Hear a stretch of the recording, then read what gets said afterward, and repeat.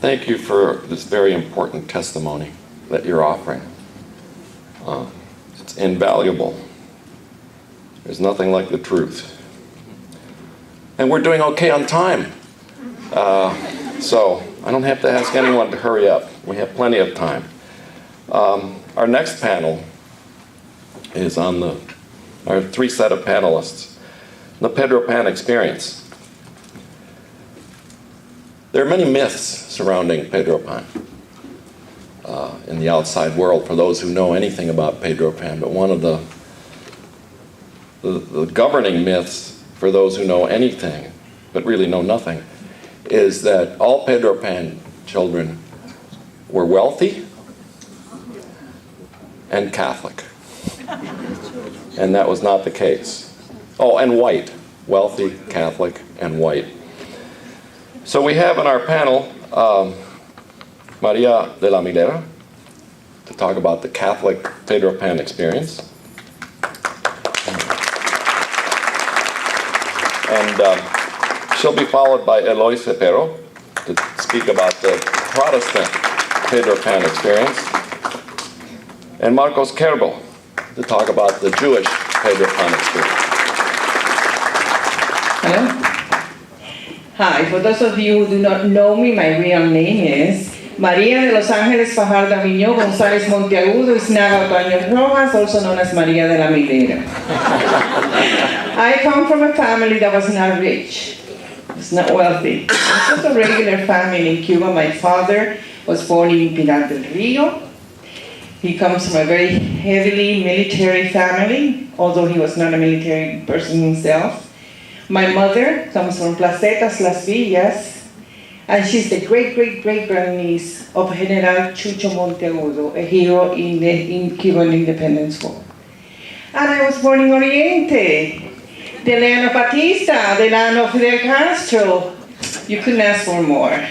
But anyways, I take ownership of my homeland. Anyways, I came to the hard reality of the revolution when I was 12 years old, when 4 young men whose lives had been spared due to my father's diligence, because they were involved with the revolution and my father saved their lives. And those 4 men came to my house, ransacked my house, and were looking to arrest my father, who saved their lives. From that time on, my life was a chaos. My father had to flee to Havana, and we, the family, followed afterwards. For 3 years, we didn't go to school because we were afraid we were going to get my father through us. And I dedicated myself to my studies in music, and that's why I became a teacher at the age of 14. But what happened is when I went to get my degree as a professor, they realized, hey, this girl's not going to school. So they tell me, you're leaving for the campsite, you're going to go and work in the campo. And so at that time, I was one of those cases. It was not the CIA who went to my house and told my mom to send me over here. It was me who just knelt before my mother and asked her, please get me out of here. I do not think I would have been able to be in a good state of mind if I had stayed in Cuba. I was so much against the government and the regime that I knew if I stayed in Cuba, I would end up in jail, or maybe in Mazorra, and that would have been really sad. So I was blessed, and I was sent to Miami, Florida. When I arrived, I had a sister from my father's first marriage. I told you, my father was my father. He married 5 times. So from the first marriage, I had my sister, and she was in transit to go to New York because her husband's family was in New York.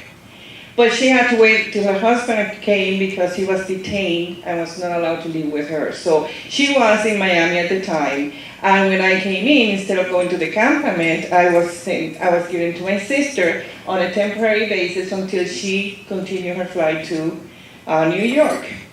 In that meantime, my mother was trying to get to talk to the sisters who were running Lestonacu, which was a school that I attended when I was in Cuba. And the sisters of Lestonac told her, well, you know, if you need a place for your daughters to be, they offer us to go to either Mexico, where they had a school there, or to go to California, where they had a school for señoritas. So they might, you know, we gave information to the archdiocese. The archdiocese arranged for us to go, my sister and I came with a younger sister, to go to California. Once we get to Los Angeles, we learned that we cannot be at the house of señoritas because we're not 18 years old yet. So at that time, the diocese in Los Angeles told us, you can either go to a foster home or you go to an orphanage. If you go to a foster home, we don't assure that you're going to be with your sister. So I said, there's no decision to be made, we're going to an orphanage, because I didn't want to get separated from my sister. So we ended up in Maryvale, and I am blessed to have two of my former roommates here, Rosa and Yara, who are here. Thank you for coming, and welcome. And I spent there 4 years. It was not easy. If I tell you it was easy, I'm lying. It was a shock in the beginning. I came from a very sheltered family, very sheltered life. And then all of a sudden here I was with girls. There were only about 15 of us Cubans, Pedro Pan there. But the rest were girls who had been having a very difficult life, who came from very dysfunctional homes. And I had never been exposed to the situations that some of those girls had. So in the beginning, to me, it was kind of a shock. And I didn't communicate very well with anybody, except for those of us who were Cuban. Because I just couldn't assimilate all of this information that was new to me. So, and the nuns were very patient with me and really helped me a lot. They were the Daughters of Charity who run the orphanage.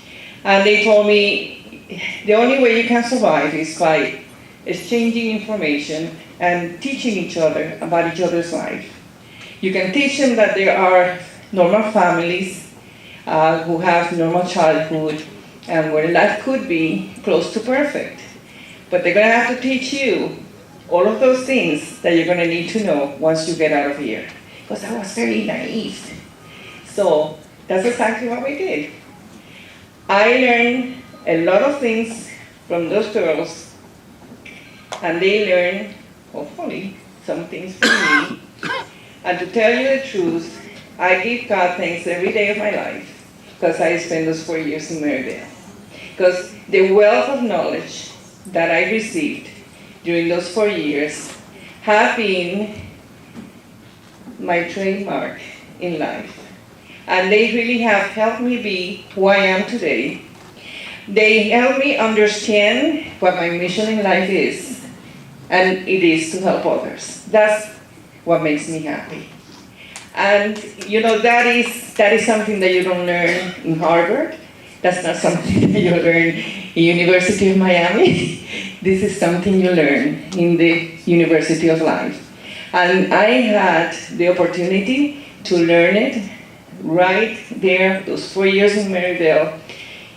I grew tremendously, I matured tremendously, and as I said, I give thanks to God every day for giving me the experience, and I give thanks to God every day for my parents making the tough decision. So thank you very much.